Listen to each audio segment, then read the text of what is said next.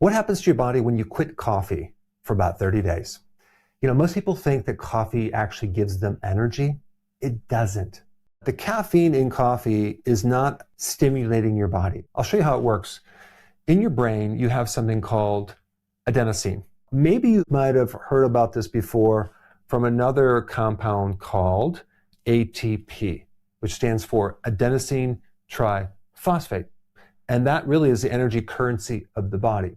And so we're constantly making this all day long. And then we have this little byproduct called adenosine. And so as it builds up, it gives the brain signals like, okay, you used up your energy.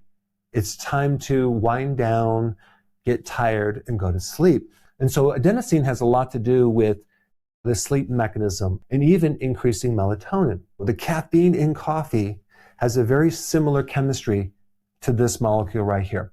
So it can fit into that receptor in your brain and actually inhibit the signals for sleep. It's not really giving you any energy. It's not stimulating you. The problem is when you start drinking coffee over and over and over, then it takes more and more caffeine to create the same effect. Like in college, I started off with a little bit of coffee and then a little bit more and a little bit more to the point where I had to drink massive amounts of Cuban coffee to stay awake, which then burnt out my adrenals because it was doing everything very artificially and I had no clue at the time. And so when someone comes off coffee, there's going to be a withdrawal period of time. And I'm going to go through what happens throughout the month if you were to get off coffee. Day 1 and day 2, if you just stop drinking coffee right now, within about 16 hours, you might notice you get a headache. And that is because we're getting a decrease in this thing called dopamine. And so without that stimulation, dopamine goes down and your head starts hurting. Day 3 to day 5, you're still going to feel a little irritable, but your craving is going to be just a little bit less because the dopamine is starting to adapt. However, you may crave other things like sugar or fatty foods or something like that. Remember, dopamine is kind of like a pleasure hormone and it makes you feel good. So without it, you're going to feel kind of dull. And this is why dopamine is behind a lot of addictions. And things with caffeine also are highly addictive. In the next phase right here, between day 6 and 7, your body is starting to get used to this and you're going to find your sleep is going to do a lot better because now you have a little more adenosine to trigger this process right here. And also as a side note, caffeine really inhibits the REM part of the sleep. So your REM sleep is going to be a little bit better at this point. And also you might find that your cortisol levels are a little bit lower. So you're just going to have a little bit better quality sleep at this point. I want to do a short FAQ on my organic black seed oil, which has been used for thousands of years across many different civilizations in their food and medicine, from its antioxidant properties to helping to support normal cell function and very unique different phytonutrients that can address many different conditions. This is Turkish origin, non-GMO, vegan, cold pressed, 100% pure. Check it out and please let us know of your successes. All right, from day 8 to 10, now is where you're going to notice your mood is going to start to be a lot better. So you're going to find that if you were before kind of on a emotional roller coaster, that's going to kind of even out because you're going to have less crashes because this receptor is starting to be more receptive and more sensitive. And so that means the dopamine is going to start leveling off too.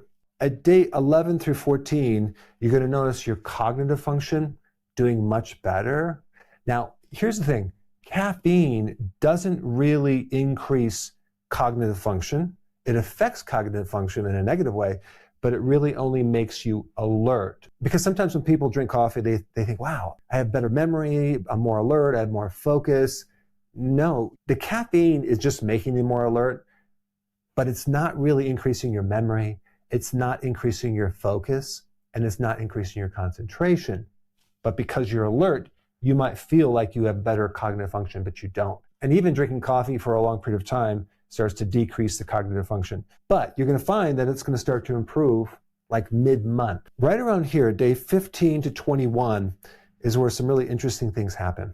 Dopamine at this point is going to be back to almost normal as far as the sensitivity of the receptor. So this means that you're no longer going to have this need to drink coffee. That addiction is pretty much gone at this point. And then at the last stage, between day 22 and 30 is when you're going to really notice the big benefits. You're going to have way more energy. Why? Because you're going to have more availability for this to actually go into this, and you're going to generate more energy from the sleep. So you have to realize how much caffeine affects your sleep, indirectly affecting your energy. I mean, as soon as caffeine goes into your body, it takes between 4 to 12 hours before it breaks down. So it could still be in your body when you're sleeping, and this happens to a lot of people, especially those people that are really sensitive to it. If you take a look at the coffee plant or a tea plant that naturally has caffeine, sometimes people want to know, like, what is the purpose of caffeine in a plant? Well, actually, it's a chemical pesticide. Yes, it paralyzes insects. But in humans, it's not going to do that. It's going to trigger stress in a certain adaptive way. It's called a hormetic effect, which basically is a little bit of stress to cause your body to adapt to that. But it's going to have this different effect on humans, okay? It's just going to block this receptor, and then it's going to wake you up more. If you're drinking coffee because you're tired, there are so many things you can do to get actual energy. And I will put a link down below of a video on that. And it's not just food. Talking about just going out in the sun can give you a lot of energy. Exercise, movement can give you a lot of energy. Having the right nutrients, electrolytes, can give you more energy, especially potassium and magnesium. Taking adaptogens like ashwagandha or certain mushrooms like lion's mane, super powerful. Really good inputs, and they're not artificial, so they don't have the side effects. So if you're thinking about coming off coffee, there's a couple things I would recommend. Replacing the coffee with green tea, which has caffeine, but it's a little less. There's a lot of great things in green tea. So just make that first step, okay? It's really easy, and you get some caffeine, but it's not going to be in very large quantities. Then you'd want to gradually shift to herbal teas that are naturally decaffeinated, because a lot of times in the morning, people just like to drink something hot. And if you just completely cut that out, it might be more difficult. So just adding this herbal tea without caffeine would be step 2. And it'll give you some type of substitution. Now, I highly also recommend doing some things to actually create real energy. So maybe in the morning, you take a little sea salt in some water, or magnesium, you can get it in a powder, or electrolytes with high amounts of potassium. All of these things should give you a lot of energy, like real energy. But I would also recommend vitamin B1, because out of all the vitamins, I'm not talking about minerals, vitamin B1 is one of the most important for helping you make energy. B1 is kind of like the spark plug that allows you just to make more energy. A really good adaptogen that I like is ashwagandha. That's a great thing for coming off caffeine because it helps make this adaptation smoother. Lemon balm tea is another awesome thing to add in the morning. But a lot of people are so addicted to the caffeine and coffee that they never have a chance to see what it feels like to be without the coffee. It does take a transition. I'm not going to lie to you. It's not easy, but you'll never know unless you do it. I have a free download that I want to give to you. This free download is my daily routine in a checklist. This is a routine that I use every day to feel like I'm 18 years old, even though I'm 60 years old, and I want to give it to you for free. And so there's a little link down below. Click it and definitely download that.